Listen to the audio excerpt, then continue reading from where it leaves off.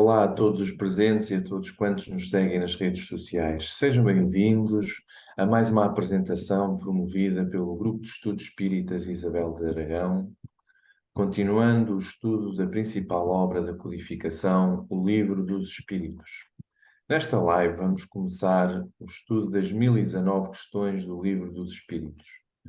Embora as respostas dadas pelos espíritos superiores sejam de fácil compreensão e, portanto, acessíveis a todos, acreditamos que mesmo assim poderão surgir dúvidas em face de nossa natural ânsia de querer sempre saber mais.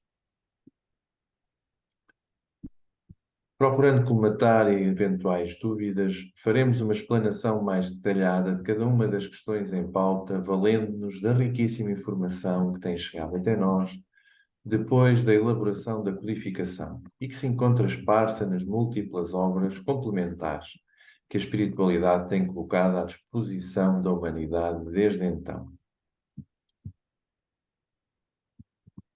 Mas se mesmo assim persistirem algumas dúvidas, pedimos que coloquem vossas questões nos comentários dos vídeos que vamos publicando no nosso canal do YouTube e posteriormente procuremos esclarecer dentro das nossas possibilidades e limitações. Lembramos que esta obra se divide em 4 grandes partes ou 4 livros, a partir dos quais as restantes obras da codificação se estruturam, tal como já vimos na introdução do professor José Herculano Pires, e que poderão analisar na nossa live, que tem como título Estudo do Livro dos Espíritos, número 2.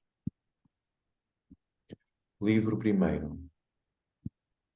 As causas primárias. Capítulo 1. Deus.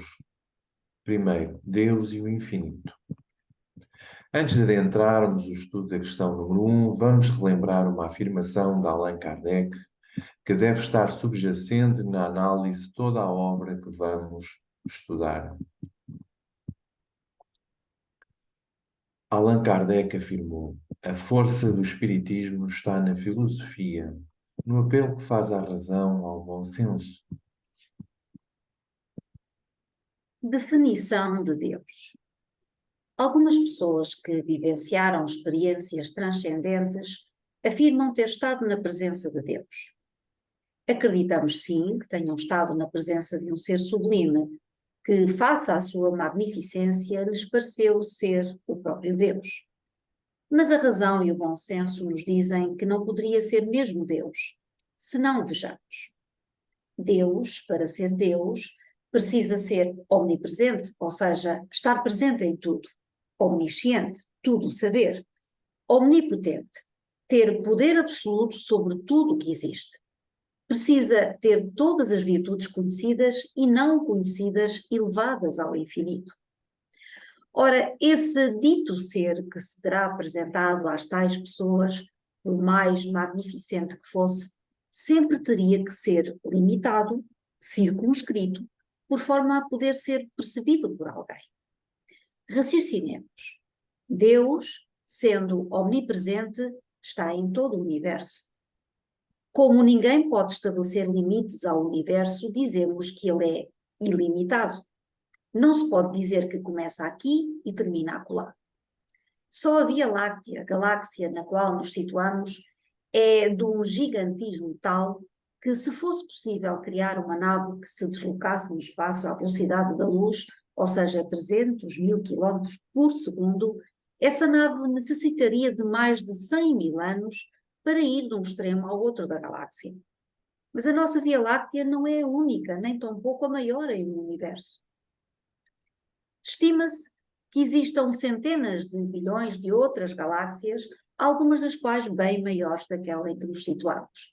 Então Deus, estando presente em todo esse espaço sideral sem limites, como poderia apresentar-se aqui ou ali, por forma a poder ser visto? A razão nos diz que Deus, não sendo um ser limitado, circunscrito, não poderá ser percebido por alguém. Quanto à definição, em verdade, não temos como definir Deus.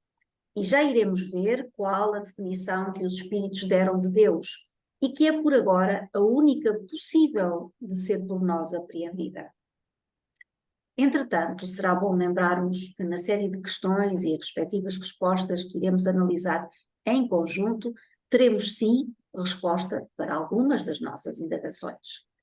Porém, essas respostas nem sempre satisfarão em absoluto nossa ânsia de saber, dado que as revelações vindas do mundo espiritual sempre serão doseadas à nossa atual capacidade de compreensão. Vamos então analisar a primeira questão, que é, em nosso humilde entender, a questão mais importante da série de questões de todo o livro dos Espíritos. Questão número 1. O que é Deus? Resposta dos Espíritos. Deus é a inteligência suprema, causa primária de todas as coisas. É indiscutível que Allan Kardec é um espírito superior, com um intelecto e uma capacidade de raciocínio muito acima da média. Também sabemos que em toda a codificação ele foi assistido por toda a falange do Espírito de verdade enviada à Terra em cumprimento da promessa de Jesus, como bem afirmou Herculano Pires e está referido na nossa live com o título Estudo do Livro dos Espíritos 3. E vemos essa assistência espiritual já nesta primeira questão. Embora extraordinariamente sintética, a pergunta colocada descarta logo à partida a hipótese de um Deus antropomórfico, constituído à imagem e semelhança do homem como das religiões. Kardec pergunta: o que é Deus? E não quem é Deus?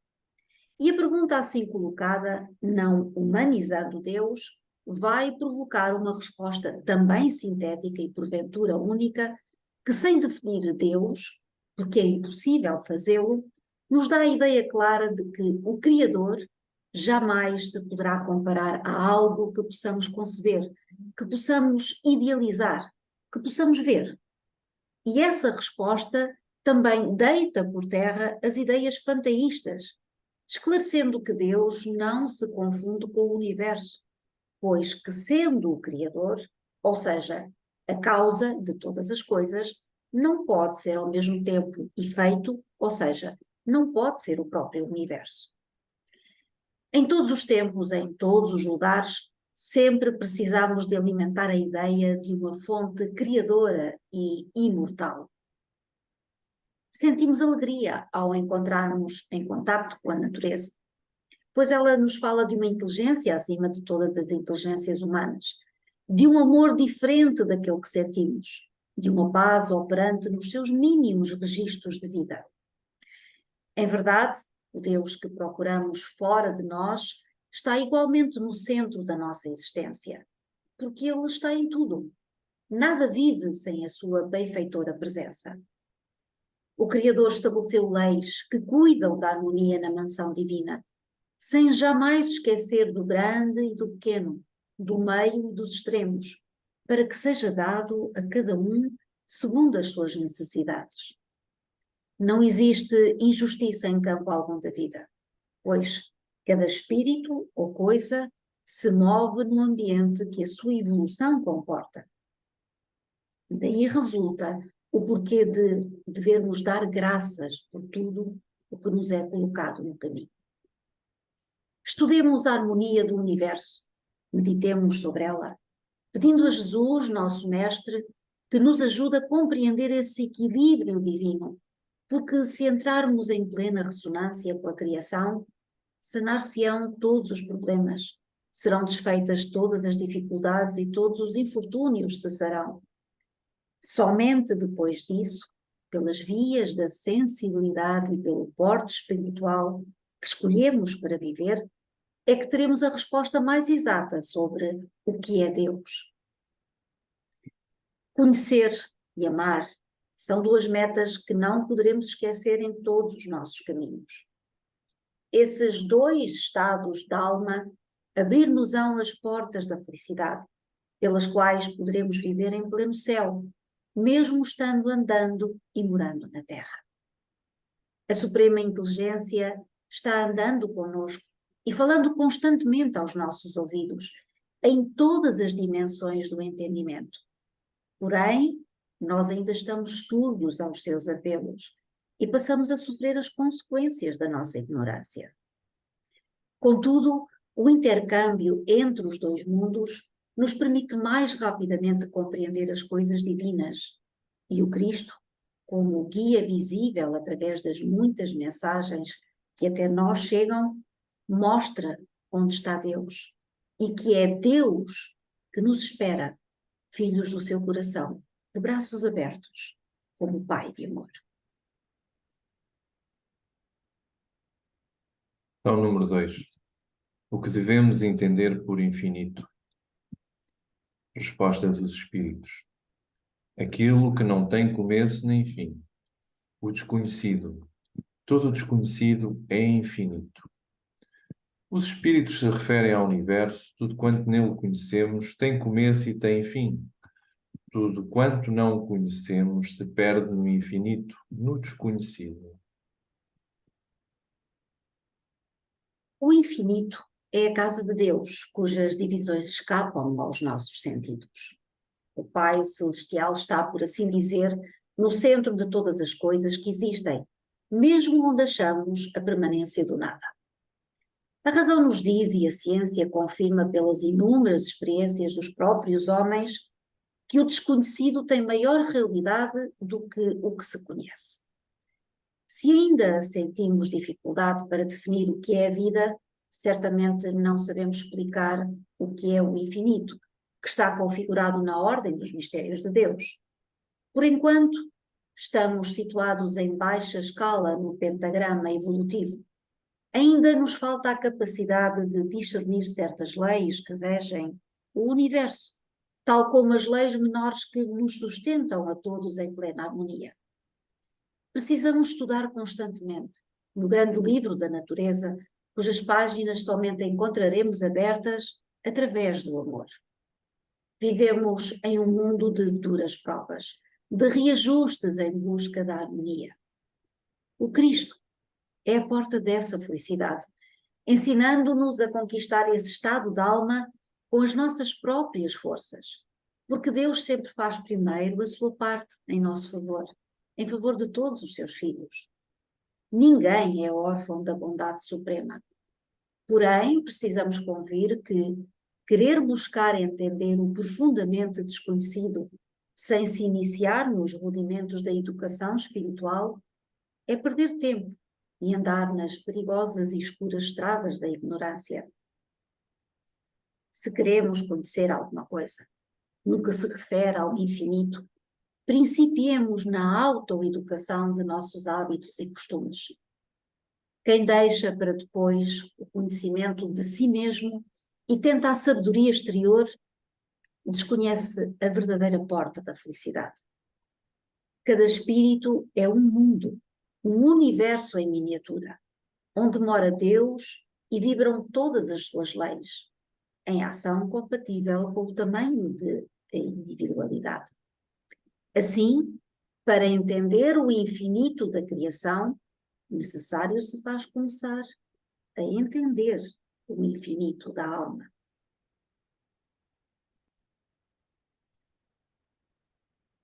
Questão número 3. Poderíamos dizer que Deus é o infinito?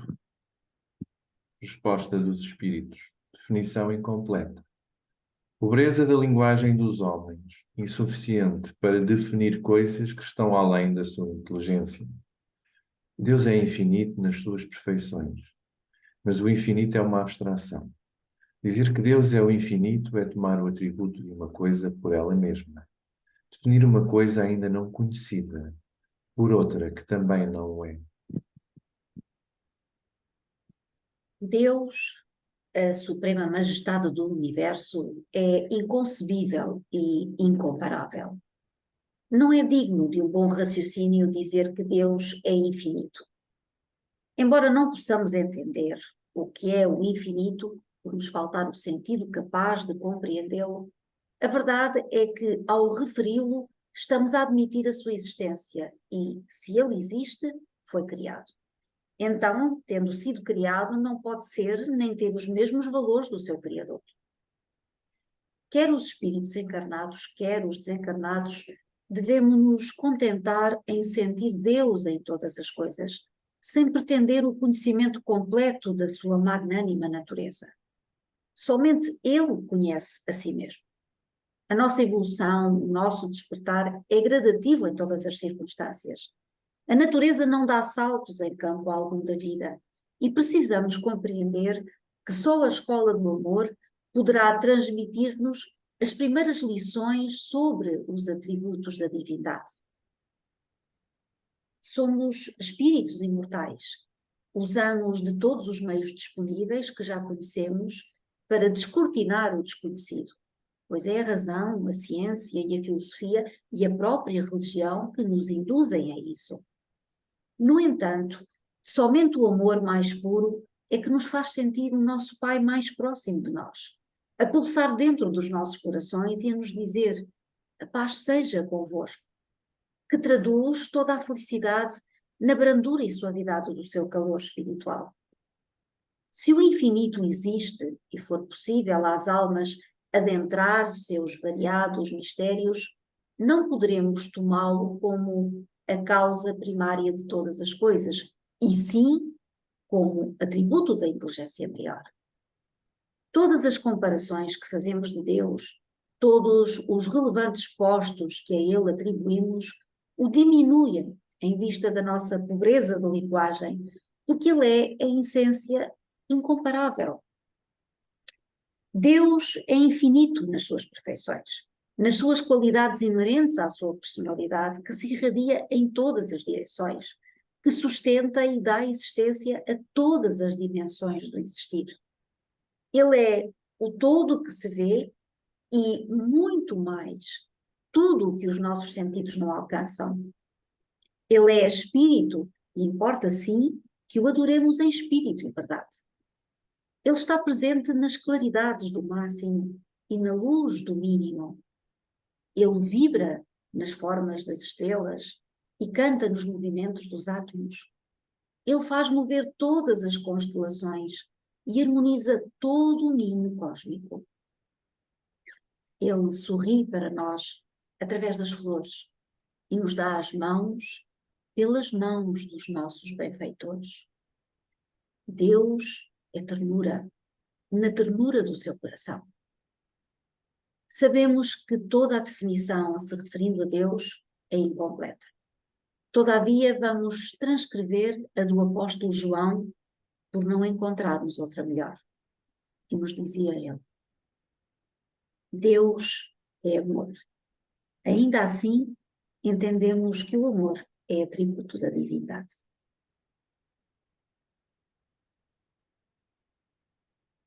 Capítulo 1, Deus.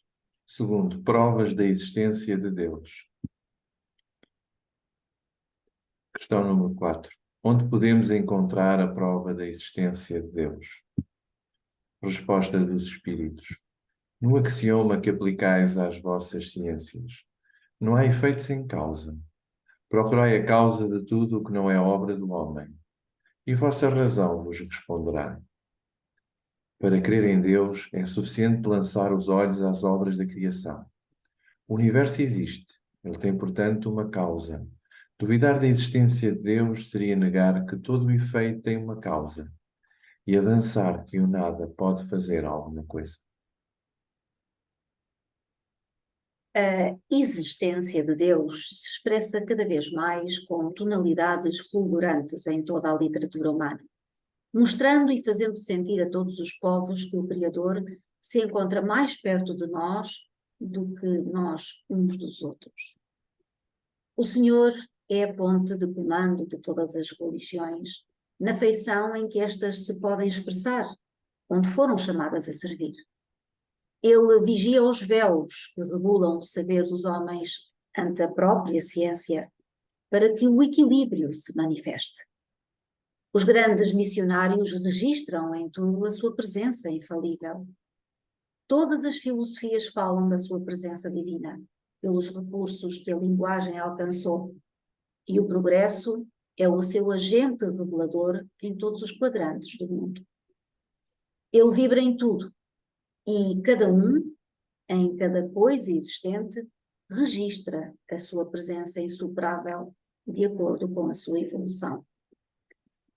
Computando valores e somando idades na cronologia peculiar aos homens, a cada dia que passa, a cada ano que corre na tela do nosso tempo, o arquiteto divino fica mais presente na nossa visão e nos fala mais de perto pelos registros dos nossos sentidos. Não que o Senhor se encontre mais ou menos longe, Ele está no mesmo lugar. Nós outros é que, pelo despertar dos valores espirituais, vamos gradativamente abrindo as portas do entendimento pelas mãos da maturidade espiritual. Nenhuma pessoa, nenhum espírito, nem algo que exista é órfão da misericórdia, da bondade e da presença de Deus que nos comanda a todos. Essa é a grande esperança e a grande alegria que nos impulsiona a viver. Se não há efeito sem causa, não precisamos de maiores explicações para provar a existência de Deus. Basta levantarmos os olhos para a extensão infinita dos mundos que bailam nos espaços, para a mecânica das galáxias, que viajam em velocidades incríveis na grande casa universal, para a vida dos sóis, para a harmonia do universo. E sentiremos constrangimento no centro da consciência em negar a existência daquele que fez tudo isso e a nós também, por bondade e alegria. O corpo físico é a síntese do universo. É a cópia perfeita do macrocosmo, que deverá funcionar em plena harmonia com a divindade, quando o homem se conscientizar dos seus deveres perante a natureza. Como ignorar a harmonia de tudo o que existe? Como não crer no Criador de todas as coisas? Pensemos pelo menos no Sol, que dá vida e sustenta o ambiente em que moramos, e não teremos outro caminho a não ser aceitar um Criador que tenha, na linguagem comum, a suprema inteligência. Repitamos o que afirmou o Livro dos Espíritos. Procurai a causa de tudo o que não é obra do homem, e a vossa razão vos responderá.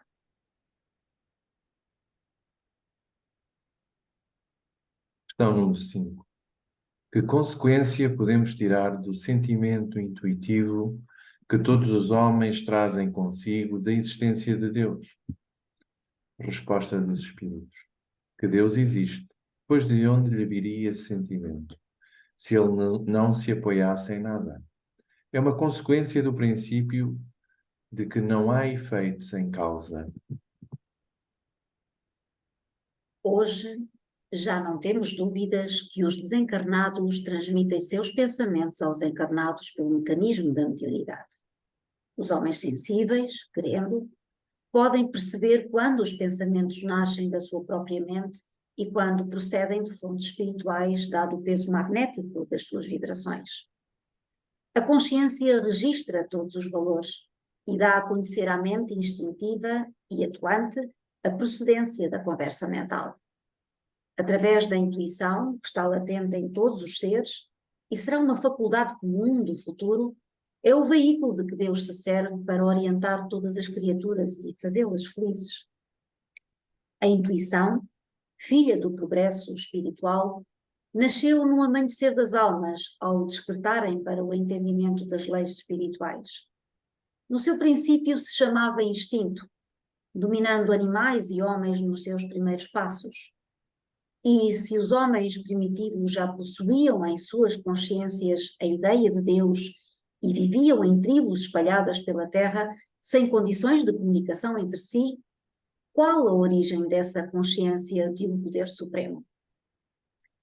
Como não existe efeito sem causa, essa causa será certamente esse Deus que tanto amamos, que fala a tudo e a todos da sua existência, pelos processos compatíveis com os que devem e precisam escutar sua voz dentro da alma.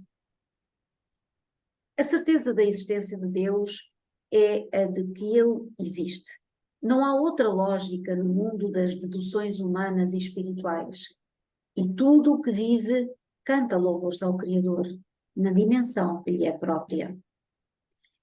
Esse cântico deve ser manifestado através de uma vida reta, mesmo nas estradas tortuosas onde nos situamos. Busquemos a intuição divina, para que a divina intuição nos ampare e nos desperte para a verdade que nos fará livres. E concluímos o nosso estudo de hoje. Gratos pela vossa presença, nos despedimos. Até breve.